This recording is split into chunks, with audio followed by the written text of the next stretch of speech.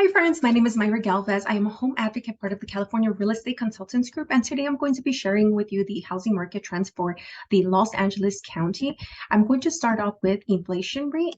Let's see, it's at 8.2%, which means that, as we know, the average cost of consumer items are pretty expensive, particularly increasing in the bread, cereal kind of items, things that we would normally eat and chill at home with. Now, because inflation is so high, the government, as we know, is trying to combat this inflation by increasing interest rates. The current 30-year fixed rate is at 7.3%. And just to kind of give you a perspective of what this means, let's assume that you were trying to buy a home that costs $850,000. At 3%, you'd be paying about $3,500 a month. Now, because it's at 7.3%, assuming that you're still paying $3,500 a month, you're only able to qualify for a home that's $560,000. And if you wanted to, let's say, buy a home that's $850,000, now at the 7.3% interest rate, your monthly mortgage payment would be about $5,287. And this is assuming that you do give a 20% down payment. Now let's go back to the other table. And unemployment is still pretty low, which means that a lot of people have jobs. It's at 4.5%, meaning that, as I said, a lot of people are working right now. However, tech industry companies have announced layoffs that are coming up. So something to watch out for, because as soon as technology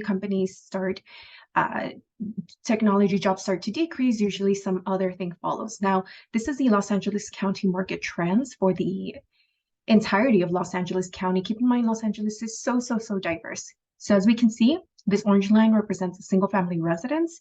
The amount of single-family home residents that have been sold, as you can see, it's been decreasing, and probably because of affordability too, because interest rates are rising, prices are so high. So it's no wonder that the amount of sales are decreasing. Now, with the amount of sales decreasing, we can also say that the price is slightly decreasing, or starting to stabilize, as many people say. I did notice that in the Valley particularly, we're seeing that they're not necessarily reducing prices to like a big amount. It's more like they're matching up what the market value is, instead of overpricing homes, which is why it's only a slight decrease. Now, if you do want a copy of this report, I'm more than happy to send it to you. Just go ahead and type in your email or send me a message, and I'm more than happy to send you the free copy. Now, I'm not going to go over all of the certain zip codes, but just going to mention a few. So let's look at 90210. There's been a 9.63% month year-over-year change in the amount of home sales for single-family residents.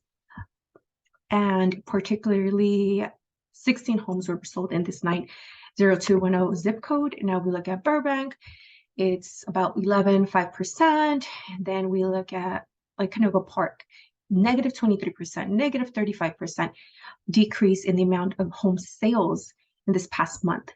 Covina, negative 21%, meaning less homes again are being sold. Then you look back at Monty, negative 9%. Let's look at Granada Hills, because we're here in the Valley, negative 15%.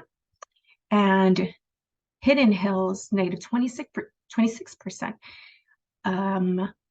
Let's look at Long Beach. Long Beach, as you can see, has a lot of zip codes, just like Los Angeles does, which is why it's broken down into different zip codes at an average of negative 11, almost negative 12% decrease in amount of home sales.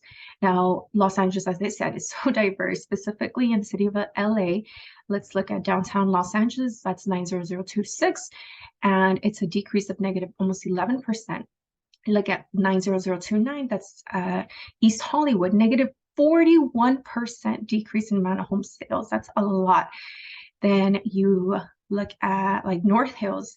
North Hills is keeping up with the amount of home sales, which is very interesting because Granada Hills and North Hills are neighbors, and Granada Hills is decreasing in the amount of sales, home sales, but North Hills is not.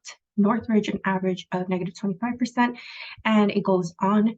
Now I'm going to share with you a little bit of data that I got from Zillow, and I kind of just created a graph to make it easier to read. If we go ahead and look at the total amount of inventory, beginning from 2018, you can see that inventory is still down, but it's going up. It's like back at what we were at January 2021. around those levels. Then you look at, this is the average value of home values in the Los Angeles County as a whole since 1996. Now, during the 2006, 7, 8 recession, we can see that this entire dip right here took about 2 to 3 years. And then it remained at the bottom for about another 3 years.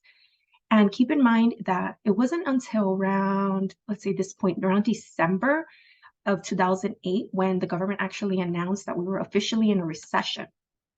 So I wonder what's going to happen now, because as we're seeing that the home values are starting to dip, and a lot quicker than it was in the previous recession. So just an observation. And this is the average rent for here in the Valley, particularly Northridge, Granada Hills, North Hills, Porter Ranch. The bottom two are Northridge, so it's a little bit cheaper to rent in Northridge. And then North Hills, Granada Hills are kind of battling it out for the average, for the medium. And then Porter Ranch is a lot more expensive to rent. Now, if you do have any questions or just want to go over certain data in your particular area, or an area that you're interested in buying or selling, feel free to reach out to me. I'm more than happy to go over information with you and help you understand and educate yourself so that you can make the right decision that's appropriate for you and your family. All right, talk to you soon.